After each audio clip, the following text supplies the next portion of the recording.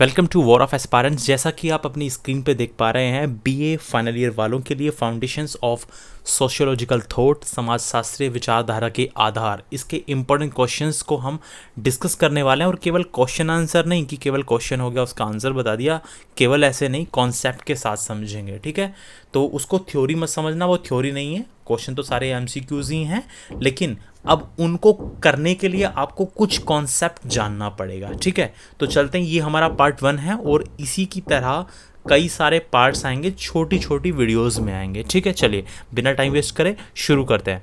देखिए, ये है पार्ट 1। अब आपकी स्क्रीन के सामने क्वेश्चन है, श्रम विभाजन की अवधारणा संबंधित है। 4 ऑप्शंस आपके सामने हैं, वेबर, पेरेटो, कॉम्टे और दुर्खीम। अब बात ये है कि आपने यदि चीज़ों को पढ़ा ही नहीं है तो अब यहाँ फिर एक तुक्के वाली बात हो जाएगी कि आप इसको केवल एक रट के चले जाएंगे कि चलिए जी इसका आंसर होगा दुर्खीम। नहीं, हम थोड़ा सा कॉन्सेप्ट की तरफ चलते हैं। क्वेश्चंस तो एमसीक्यूज ही होंगे, लेकिन कॉन्सेप्ट थोड़ा सा समझना पड़ेगा, उसको थ्योरी मत समझना। वो आने वाले जितने भी क्वेश्चंस होंगे, इसके बाद मैं क्वेश्चंस कराऊंगा, आप देखेंगे यदि आप उसको पढ़ लेंगे, देखो वो याद नहीं करना। जो हम समझेंगे ना, जैसे एमाइल दुर्खीम, इनका जो जीवन काल है 1858 से 1917, इसको याद नहीं करना। जितना भी हम पढ़ेंगे इसको याद नहीं करना, बस इनको एक बार आंखों के सामने से गुजारना है। तब ऑप्शन आएगा तो वहाँ हमें बिल्कुल आसानी से याद हो जाएगा। देखिए, ये फ्रांस के सोशियोलॉजिस्ट थे, समाजशास्त्री थे। एमाइल दुर्खीम एक फ्रांसीसी समाजशास्त्री थे और इन्होंने समाजशास्त्र के एकेडमिक डिसिप्लिन की स्थापना की थी। ठीक है, अब इनके बारे में बहुत सारी हम चीज़ें पहले जान लेते हैं, फिर इनके ऊपर क्वेश्चंस करेंगे। और देखना, प्रीवियस ईयर में पुराने पेपर्स में आप पाएंगे कि ये क्वेश्चंस आए हुए हैं, मॉडल पेपर में आपको आराम से मिल जाएंगे। ठीक है, चलिए तो पहले कुछ कॉन्सेप्ट समझ लेते हैं, फिर इसके बाद क्वेश्चंस देखेंगे। देखिए, क्वेश्चन तभी कर पाएंगे जब इसको देख लेंगे। ठीक है, मेरी स्पीड स्लो लग रही हो तो आप इसको बढ़ा लेना, ठीक है, प्लेबैक स्पीड से। और कार्ल मार्क्स और ये एमाइल दुर्खीम जो थे, ये कार्ल मार्क्स और मैक्स वेबर के साथ आमतौर पर आधुनिक सामाजिक विज्ञान के प्रमुख वास्तुकार के रूप में जाने जाते हैं। ये जाने जाते हैं chief architect of model social science. और इसके साथ साथ इस बात को जरूर ध्यान रखिएगा कि समाज शास्त्र को सामाजिक तथ्य के रूप में दुर्खीम ने ही परिभाषित किया था। ये बड़ी इंपॉर्टेंट लाइन है, आपको क्वेश्चन ये मिलेगा भी। ठीक है, जो समाज शास्त्र है, जो सोशियोलॉजी है, उसको सोशल फैक्ट्स के रूप में दुर्खीम ने ही परिभाषित किया है, एमाइल दुर्खीम ने ही उसको डिफाइन किया है। ठीक है, आगे चलते हैं। ये बस आपको केवल देखना है, याद कुछ भी नहीं करना है। ठीक, देखिए, एमाइल दुर्खीम को आधुनिक समाजशास्त्र का पिता कहा जाता है। देखिए, कंफ्यूज नहीं होना है, आधुनिक समाजशास्त्र का पिता। अब यदि समाजशास्त्र के पिता की बात करेंगे तो वो अगस्त कॉम्टे हैं। ठीक है, तो कंफ्यूजन बिल्कुल भी नहीं होना चाहिए। ठीक है, इन्हें अगस्त कॉम्टे का उत्तराधिकारी भी कहा जाता है, क्योंकि इनके ऊपर जो कॉम्टे का प्रत्यक्षवाद है ना, ठीक है, जो कॉम्टे का पॉजिटिविज्म की थ्योरी है, उसका बहुत ज़्यादा इन्फ्लुएंस इनके ऊपर था। कॉम्टे का जो प्रत्यक्षवाद का सिद्धांत है, उसका इन्फ्लुएंस किसके ऊपर था? एमाइल दुर्खीम के ऊपर था। इनको आधुनिक समाजशास्त्र का पिता भी कहा जाता है और इनको अगस्त कॉम्टे का उत्तराधिकारी भी कहा जाता है। सबके बारे में बात करेंगे, वेबर के बारे में बात करेंगे, अगस्त कॉम्टे के बारे में बात करेंगे। अभी उस पर मत जाइए, जो फैक्ट्स हैं इनको एक बार देख लीजिए, बस एक बार देखना है, इसको याद नहीं करना है। जैसे आपने फर्स्ट ईयर सेकेंड ईयर में किया, याद तो नहीं करना है, बस केवल देख लेना है। और दुर्खीम ने समाजशास्त्र की विषय वस्तु को स्पष्ट करने के लिए साथ ही इसे एक स्वतंत्र और स्वायत्त विज्ञान के रूप में विकसित किया। दरअसल किया क्या इन्होंने, इसको एक इंडिपेंडेंट और ऑटोनोमस साइंस के रूप में इन्होंने डेवलप किया है। किसको? समाजशास्त्र को। इन्होंने समाजशास्त्र को भी विज्ञान की, साइंस की एक धारा बताया है। ठीक है, जैसे साइंस का पार्ट्स होते हैं, फिजिक्स है, केमिस्ट्री है। ठीक है, इनकी ये कोशिश रही है कि मैं समाज शास्त्र को भी ना एक ऑटोनोमस साइंस बनाऊं, कि इंडिपेंडेंट साइंस अपने आप में। समाज शास्त्र को भी इन्होंने विज्ञान की तरह दिखाया है। ठीक है, और दुर्खीम को पहला एकेडमिक समाजशास्त्री माना जाता है। इनको फर्स्ट एकेडमिक सोशियोलॉजिस्ट भी माना जाता है, एमाइल दुर्खीम को। एमाइल दुर्खीम के जो ज़्यादातर कार्यों का संबंध है वो क्या था? इन्होंने समाजशास्त्री रहते हुए क्या किया? इन्होंने ये किया कि आखिरकार कि कैसे समाज आधुनिकता में अपनी अखंडता को, अपनी इंटीग्रिटी को और अपनी सुसंगता को भी बनाए रख सकता है। आधुनिकता में होते हुए भी अपनी अखंडता और सुसंगता, इंटीग्रिटी और कोहेरेंस को बनाए रख सकता है। इसके बारे में इन्होंने वर्क किया। ठीक है, much of the Durkheim's work was considered with how society could maintain its integrity and coherence. ठीक है, अभी परेशान नहीं होना कि ये सब क्या चल रहा है, अभी देखेंगे जब क्वेश्चंस करेंगे आपको सब चीज़ें समझ में आती चली जाएंगी। अब ये याद करने वाली बात आ गई है। ठीक है, ये यहाँ से क्वेश्चंस आपके बन सकते हैं। आपसे पूछेगा बताइए the division of labour in society किसने बुक लिखी। याद रखिए, नाम सुनिए, फिर से एक बार पढ़िए, बोलिए इसको, the division of labour in society. 1893 में ये बुक आई थी। श्रम विभाजन का सिद्धांत नाम की बुक किसने लिखी है? दुर्खीम ने लिखी है। The rules of sociological method, देखिए क्वेश्चन मिलेंगे आपको इस पे, आगे देखिएगा क्वेश्चन। आप यदि आपके मॉडल पेपर है, प्रीवियस पेपर आप देख सकते हैं, आपको पक्के क्वेश्चन ये रखे हुए मिलेंगे, ये आपको पक्के 100% लिखे हुए मिलेंगे question. The division of labour in society 1893 में श्रम विभाजन का सिद्धांत की बुक आई थी। सामाजिक तथ्य का सिद्धांत, the rules of sociological method, आपको जो क्वेश्चन मिलेंगे ना वो ऐसे मिलेंगे, the rules of sociological method का प्रतिपादन किसने किया? 1895 में इसका भी दुर्खीम ने किया। द सुसाइड, आत्महत्या का सिद्धांत, ये भी दुर्खीम ने लिखी है। The elementary form of the religious life, ये भी धर्म का प्रकार्यवादी सिद्धांत, ये भी बुक किसने लिखी है? ये भी सिद्धांत किसने दिया है? दुर्खीम ने ही दिया है। इनको एक बार फिर से अपनी नज़रों के सामने से पॉज करके देख लीजिएगा। मैं बढ़ता हूँ आगे। ठीक है, एमाइल दुर्खीम पर सबसे ज़्यादा जो प्रभाव रहा, एमाइल दुर्खीम पर जो सबसे ज़्यादा इन्फ्लुएंस रहा वो किस किस का रहा? सेंट साइमन का, अगस्ट कॉम्टे का, और ब्रिटिश अर्थशास्त्री रहे हैं एडम स्मिथ, इन तीनों का रहा। ठीक है, और इन्हीं एडम स्मिथ से प्रभावित होकर के इन्होंने 1893 में एक बुक लिखी, द डिवीजन ऑफ लेबर, और इसी पुस्तक में इन्होंने श्रम विभाजन का सिद्धांत दिया। दो पार्ट्स में डिवाइडेड की book, the division of labour. कौन? पहले पार्ट में तो इन्होंने सामाजिक घटनाओं से संबंधित श्रम विभाजन, जो लेबर का डिवीजन होता है उसके बारे में बताया। इसमें ज़्यादा मत जाना है, इसको छोड़ो, जो मैं बता रहा हूँ उसको सुनते जाओ। और दूसरे पार्ट में इन्होंने कि जो लेबर का डिवीजन होना है, ठीक है, उसकी प्रकृति कैसी, उसका नेचर कैसा होगा और उसका कारण क्या क्या होंगे। ठीक है, जब उसको लेबर को डिवाइड कर देंगे, श्रम को डिवाइड कर देंगे, तो फिर उसके कारण क्या क्या निकल के आएंगे, इस बारे में उन्होंने इसको बताया। बहुत ज़्यादा डीप नहीं जाना, जितनी बातें मैं बता रहा हूँ उनको ध्यान रखना, क्वेश्चन आपको इसी थ्योरी में से मिल जाएंगे। एमाइल दुर्खीम इस बात पर जोर देते थे कि व्यक्ति के बजाय, कि पर्सन के बजाय सामाजिक प्रक्रियाओं का अध्ययन किया जाना चाहिए। देखिए, इनका यह कहना था कि समाज का जब आप अध्ययन करने लगते हैं तो आप व्यक्ति का अध्ययन मत कीजिए, सामाजिक प्रक्रियाओं का अध्ययन कीजिए। ठीक, दुर्खीम इन प्रक्रियाओं को, ये जितनी प्रक्रियाएं थी, सामाजिक प्रक्रिया का अध्ययन करने वाली जितनी प्रक्रियाएं थी, इनको सोशल फैक्ट्स वो कहते थे, कि सामाजिक प्रक्रियाओं के अध्ययन को वो कहते थे कि ये है सोशल फैक्ट्स, सामाजिक तथ्य इनको बताते थे। उनका ये कहना था कि सोशल प्रोसेस का अध्ययन कीजिए, इंसान को मत देखिए कि इंसान क्या कर रहा है, आप अध्ययन कीजिए सोशल प्रोसेस का। ठीक है, चलिए अब कुछ और चीज़ समझेंगे। हो सकता है आपको थोड़ा ये मुश्किल अभी लग रहा हो, लेकिन जब क्वेश्चंस आएंगे ना तो आपको लगेगा अरे यार ये तो अभी हमने थ्योरी में पढ़ा था। दुर्खीम का जो श्रम विभाजन का सिद्धांत है, क्योंकि क्वेश्चन इसी पे आया था ना पहले वाला, श्रम विभाजन के ऊपर कि किसने दिया श्रम विभाजन का सिद्धांत, तो दुर्खीम उसका आंसर हो गया। लेकिन अभी आप इसके बाद भी क्वेश्चन करेंगे तो आपको पता चलेगा, थ्योरी में से बहुत सारे क्वेश्चन आपको देखने को मिल जाएंगे। दुर्खीम के अनुसार जो आधुनिक समाज होता है ना, उनका ये कहना है, अभी श्रम विभाजन का सिद्धांत कहता क्या है, कि जो आधुनिक समाज है, जो मॉडर्न सोसाइटी है, वो स्वनियमन यानी खुद के नियमों से संचालित होती है। देखिए, जो आधुनिक समाज है ना, वो अभी किसी के नियम को नहीं मानता। जो अभी फिलहाल मॉडर्न सोसाइटी है, वो स्वयं नियमन से, स्वयं के जो नियम होते हैं, उनके खुद के जो रूल्स होते हैं, सेल्फ रूल्स से संचालित होती है। जबकि जो पारंपरिक समाज है, पारंपरिक का मतलब है ट्रेडिशनल सोसाइटी, ठीक है, जहाँ ट्रेडिशंस, परंपराओं को माना जाता है।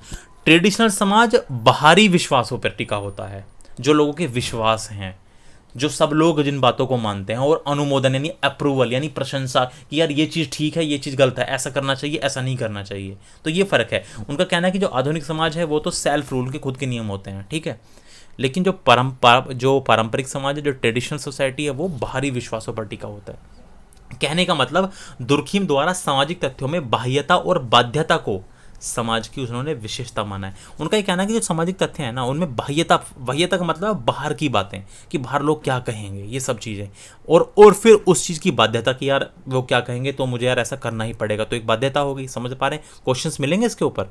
तो दुर्खीम हमेशा सामाजिक सुदृढ़ता को केंद्र में रखते थे। दुर्खीम हमेशा जो थे वो सामाजिक सुदृढ़ता की, जो समाज की सुदृढ़ता है उस पर ही ध्यान देते थे, उसी को ध्यान में रखते हुए, उसी को केंद्र में रखते हुए अपनी थ्योरी से देते थे। क्वेश्चन जरूर मिलेंगे इसके ऊपर। इनकी जो सामाजिक तथ्य की विशेषता थी वो 3 थी, बाह्यकारी, बाध्यकारी और सामान्य। बाह्यकारी का मतलब था, इसका मतलब यानी सुपर इंडिविजुअल का मतलब था कि इसका निर्माण एक व्यक्ति नहीं कर सकता, बल्कि सामाजिक तथ्य का निर्माण जो है वो समाज करता है।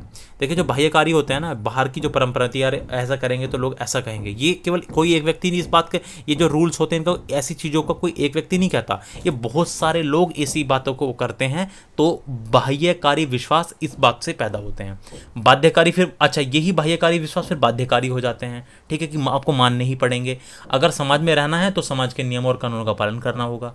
तो ये हालांकि वैसे सकारात्मक प्रवृत्ति के होते हैं, ये जितने भी कानून होते हैं सकारात्मक प्रवृत्ति के होते हैं, जिनसे समाज में संगठन और नियंत्रण भी आता है, ऐसा मानना है दुर्कीम का। और सामान्य विशेषताएं क्या होती हैं सामाजिक तथ्यों की? ये सामान्य है, अर्थात दुनिया में सभी समाजों में ये पाए जाते हैं, और ये यानी सार्वभौमिक होते हैं, जो सब जगह पाया जाता है। तो उन्होंने 3 तरह की सामाजिक विशेषताएं 3 तरह की बताई हैं, बाह्यकारी, बाध्यकारी और सामान्य। ठीक है, चलिए।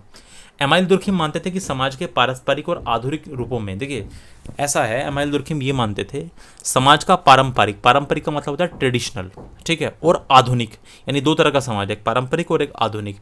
दरअसल हुआ क्या है कि पारंपरिक और आधुनिक जो रूप है समाज का, इनमें विभ्रम के कारण, कि दोनों के बीच में एक भ्रम है, उसके कारण विभ्रम है, और उसके कारण आधुनिक समाज पर पारंपरिक कानून या नियम थोपने की प्रवृत्ति हो गई है, कि जो आधुनिक समाज पर जो पारंपरिक लोग हैं वो नियम थोपने की कोशिश करते हैं कि इनको ऐसा करना चाहिए, इनको ऐसा करना चाहिए, और ये नियम थोपने की प्रवृत्ति ही कई सामाजिक समस्याओं के लिए जिम्मेदार रही है।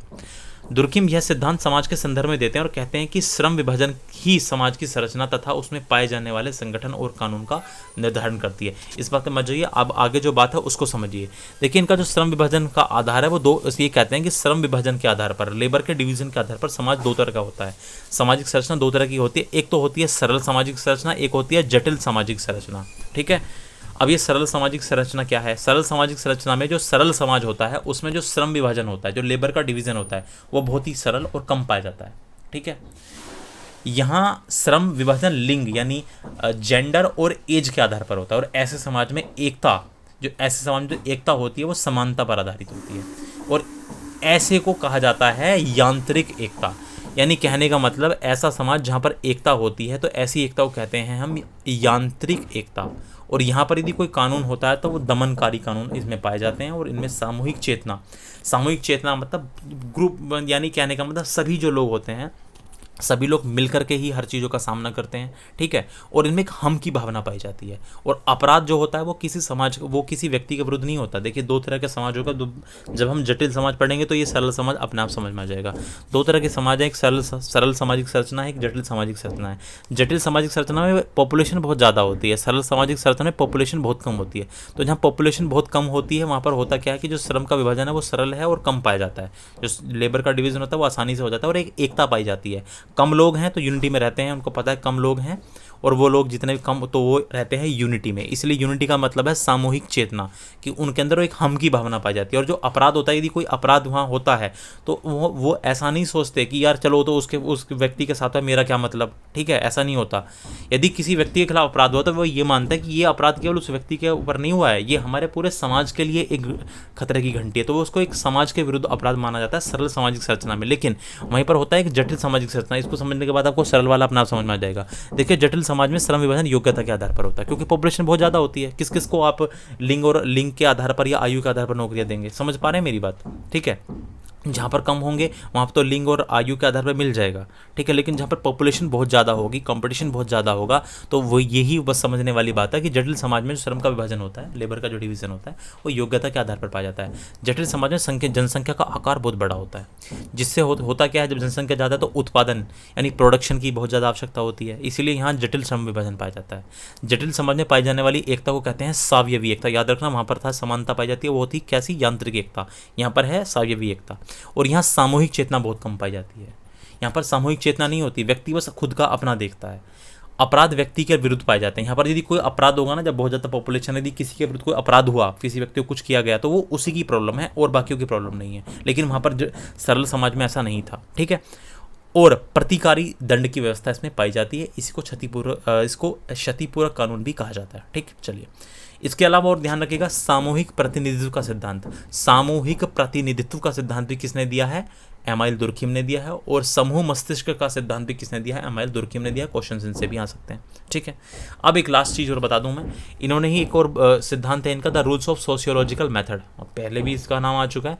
इस पुस्तक में दुर्खिम ने समाजशास्त्र के अध्ययन के जिन नियमों और विधियों का वर्णन किया है, उसमें इन नियमों को इन्होंने लिखा है अपनी बुक में द सुसाइड में।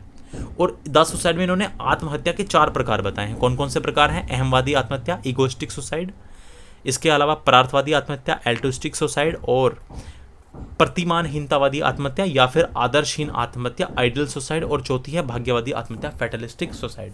अब ये इतनी सारी आपने थ्योरी पढ़ी, आपको लगा होगा यार हमें तो एग्जाम तो थ्योरी में तो देना नहीं है, लेकिन अब देखिए जब आप क्वेश्चंस करोगे तो आपको पता चलेगा कि इस थ्योरी का फायदा कितना होगा। ये याद नहीं करनी है, बस केवल एक बार नजरों को सामने को निकालनी थी। अब देखिए क्वेश्चन आपके सामने, the division of labour in society आए हुए क्वेश्चन है सारे के सारे, ठीक है। The division of labour in society पुस्तक का लेखक कौन है, आसान सा आंसर यार दुर्खिम है। अभी तो बात कर रहे थे the division of labour in society, कौन है इसके लेखक, दुर्खिम है, हो गया काम खत्म।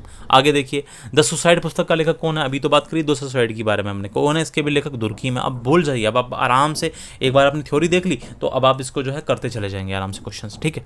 आंसर क्या हो जाएगा, दुर्खिम हो जाएगा। सामाजिक सुदृढ़ता से कौन संबंधित है, अभी तो बताया था मैंने कि ये हमेशा जब भी सोशियोलॉजी संबंधी कोई बात करते थे तो सामाजिक सुदृढ़ता को केंद्र में रखते थे। तो आंसर कौन हो गया, दुर्खिम हो गया है अभी आंसर, ठीक है। दुर्खिम हमेशा सामाजिक सुदृढ़ता को केंद्र में रखते थे, ये बात मैंने बताई, थ्योरी में ही बताई थी। देखिए इमाइल दुर्खिम के द्वारा सामाजिक तथ्यों की विशेषताओं को प्रस्तुत किया गया। देखिए क्वेश्चन आ गया अब आपके सामने, देखिए अब यदि आपने नहीं पढ़ा हुआ तो फिर तुक्का लगाओगे। अभी आपने सीधा सीधा उसको पढ़ा कि सामाजिक विषय 3 तरह की उन्होंने बताई थी, बाह्यता, बाध्यता और सामान्य, याद आ रहा है, ठीक है। तो आंसर क्या हो जाएगा, बाह्यता और बाध्यता। कि जो पारंपरिक समाज होता है वो बाहर के नियमों को मानता है, बाहर के विश्वासों को मानता है और फिर बाध्य करता है उनको मानने के लिए। सामाजिक तथ्य की विशेषता उन्होंने 3 बताई थी, बाह्यकारी और बाध्यकारी और सामान्य, अभी पीछे हमने थ्योरी में पढ़ा था, ठीक है। चलिए दुर्खिम के अनुसार प्रतिकारी कानून किस प्रकार के समाज से संबंधित हैं, अब याद करिए इस बात को, अभी हमने पीछे पढ़ा, प्रतिकारी कानून की बात कर रहा है, याद करिए ये है सावयवी एकता से संबंधित, पीछे आया था ना, याद करिए कि ये जटिल समाज में पाई जाने वाली एकता को कैसे क्या कहते हैं, बिल्कुल सावयवी एकता। और यहाँ सामूहिक चेतना कम पाई जाती है, यहाँ अपराध व्यक्ति के विरुद्ध पाए जाते हैं और प्रतिकारी दंड की व्यवस्था पाई जाती है। बात आई समझ में, तो आंसर क्या हो जाएगा, सावयवी एकता। दुर्खिम के अनुसार प्रतिकारी जो कानून है वो सावयवी एकता वाले समाज में पाए जाते हैं, ठीक है। बात आ गई समझ में, ये पीछे भी हमने पढ़ा था। चलिए 7वां क्वेश्चन है, दुर्खिम के अनुसार आत्महत्या के प्रकार कौन कौन से हैं, अहमवादी, परार्थवादी, आदर्शहीन, ये तो तीनों के तीनों लग रहे हैं, चौथा एक और भी था वो तो ऑप्शन में नहीं है। तो आंसर क्या हो जाएगा, उपयुक्त सभी। ये चारों के चारों ही दुर्खिम ने आत्महत्या के टाइप बताए हैं, प्रकार बताए हैं। चले आगे, चलिए सामूहिक प्रतिनिधित्व की अवधारणा किससे संबंधित है, और ये तो पता है सामूहिक प्रतिनिधित्व की अवधारणा, सामूहिक प्रतिनिधित्व का सिद्धांत भी किसने दिया है, दुर्खिम ने दिया है। अब देखिए थ्योरी में सब कुछ आया है, ठीक है। और दुर्खिम के मत के अनुसार, दुर्खिम के मत अनुसार समानता पर आधारित सामाजिक एकता क्या मानी जाती है, अब याद करिए, यांत्रिक एकता, याद है वही जहां मैंने सरल समाज के, जहां पे ऐसे लिखा है पे सरल समझना, ठीक है। सरल समाज में एकता समानता पर आधारित होती है। सरल और जटिल समाज पढ़े थे ना हमने, तो जो सरल समाज होता है उसमें एकता समानता पर आधारित होती है और इसे यांत्रिक एकता कहा जाता है। यहाँ दमनकारी कानून पाया जाता है। और आज का हमारा ये लास्ट क्वेश्चन है, आत्महत्या का सिद्धांत निम्नलिखित में से किसने प्रतिपादित किया था, वो तो अभी जानते हैं, द सुसाइड लिखी वो किसने, दुर्खिम ने। तो ये क्वेश्चन कुछ मैंने थोड़ी सी थ्योरी कराई, कुछ क्वेश्चन तो हमने ये लगभग 15 से 17 मिनट के बीच में हमने कर लिया। अब फटाफट से नेक्स्ट पार्ट आपके सामने आएगा, इतना ज़्यादा टाइम नहीं लगाएंगे, ठीक है। लेकिन थ्योरी समझने थोड़ा सा ये हो जाता है कि हम क्वेश्चन को अच्छे से कर पाते हैं। Thank you so much for watching.